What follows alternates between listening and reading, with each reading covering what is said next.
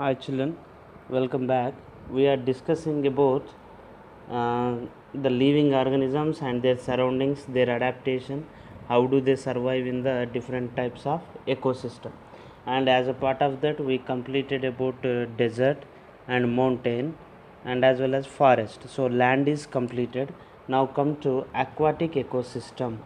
Aquatic ecosystem or aquatic habitat. Aquatic habitat. In aquatic habitat, it includes number one, marine water habitat, and number two, freshwater habitat. Number one, marine water habitat. Number two, freshwater habitat. So here, marine water habitat, it includes sea and oceans, right? Sea and oceans. And freshwater habitat, it includes pond, lake, river, well, and small water bodies, they called as freshwater ecosystem. And whereas marine water ecosystem or marine aquatic ecosystem, it include sea and ocean. Here in the marine, it has very salty water. In the fresh, it has less salt. So here the conditions are different. In these different conditions, different animals, they live in different adaptation. They have different types of adaptation. So let us see one by one how do they get adapted to the different ecosystems. First, let us take the marine ecosystem. Marine ecosystem is nothing but sea and ocean ecosystem. Sea, a large sized sea or large area of sea is called as ocean. The very large area of sea is called ocean, right? Actually the ocean and sea both are same, not much difference between them. Sea is smaller one, ocean is larger one, that's it, right? So here it is a marine water aquatic system.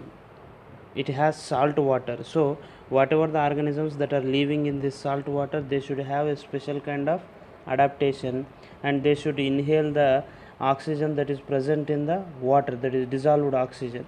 So let us see what are the special features that shown by the animals that are living in that particular uh, ecosystem, right? Number one, here many sea animal, they have streamlined body. They have streamlined body. What is meant by streamline? Here its body is streamlined. Its body is streamlined means the body appears like this. So this streamlined body appearance, it makes easy swimming in the water. Easy swimming in the water. Even the dolphins and whales living in the sea also, they are streamlined bodies. Even blue whale also, it contains streamlined body. Whereas some sea animals like squids and octopus are there. Squids and octopus, right? These animals, they don't have streamlined body, but whenever they want to move in the sea water, they takes the streamlined body shape. They has that capacity, they change their body shape into streamline, and they could able to, right? This is the squid. This is squid, and it can able to change the body into streamline whenever it want to move. And octopus also, it pulls its body like this and it makes streamline body. In general, it is not like a streamline body, but whenever it want to swim or move, the body becomes streamlined. So this is the adaptation that can be seen in the octopus and squids, and as well as the fishes living in the marine water. And as well as most of the marine ecosystem seawater animals, they have gills to respire oxygen dissolved in the water.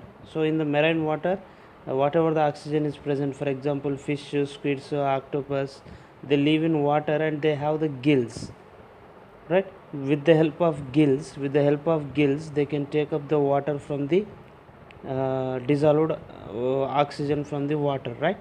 So here presence of gills is an adaptation actually, right?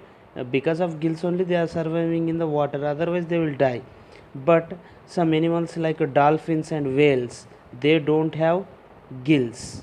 Remember, dolphins and whales. I've seen dolphins.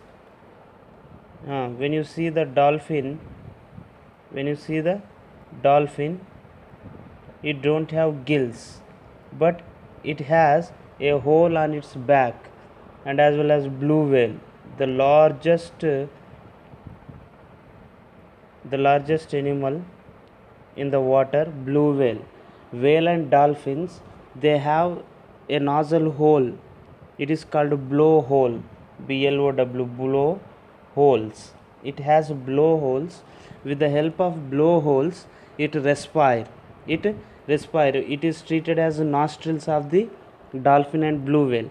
Whenever it want to respire, it reaches to the water surface. It breathes, and it go deeper. So once it breathes, it take longer period. It can able to survive in the water for the longer period without taking breathing. And whenever it want to breathe, it simply comes out and takes a breath and gets into the water, right? So this is the adaptation that can be seen in dolphins and blue whales, right? Here they can able to stay in the water for the longer time without breathing also. Whenever it want to breathe, it again comes out of the water, it breathes and jumps in. This is the adaptation that can be seen in aquatic, that too marine water animals.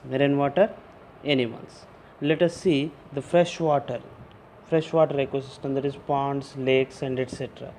Here in the ponds, lake, already we discussed many kind of organisms, they share the same aquatic condition. But here in the freshwater aquatic habitat, the plants which are grow in water, they are called aquatic plant, right? So here different plants, they grow in different region. For example, this is aquatic, a small pond. Some plants, they grow like this, means their root do not touch the ground. And some plants, they grow and their roots will be inside the ground, and but the flowers and leaves, they float on the water. Whereas some plants, they completely submerged. It is called partially submerged, and it is completely submerged,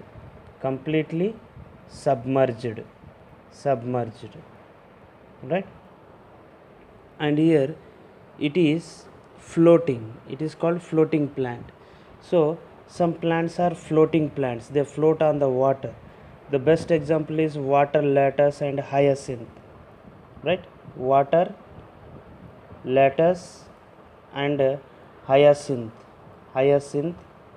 and as well as Fistia. These are the floaters, they float on the water, And whereas some partially submerged plants are there, they partly submerged, their roots are loosely arranged to the soil, right? They have less root because it is already living in the water, it need not to get the best well developed root. Why? Because it is already living in the water, right? And here the flowers and leaves will be float on the water, but stem and roots will be inside. These kind of called partially submerged. Best example, water lily and lotus plant. And whereas Vallisneria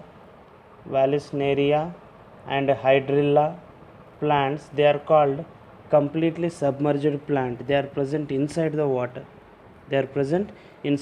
and they are completely submerged,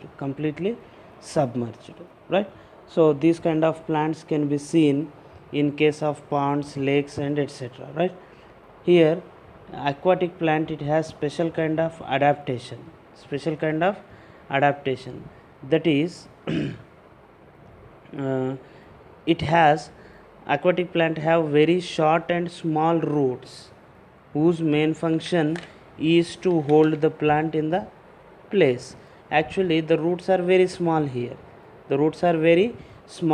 and they can able to hold the plant in the water. And there is much not so importance here. Why? Because already it is present in the water, and the stem surface that is present in the water, it take up the water directly from the stem. Branches, leaves, they are submerged so that they can able to take the water, and no need of taking from the roots. Whatever the minerals that they require, they could able to take from the water through the surface of stem, etc. Right? This is the adaptation.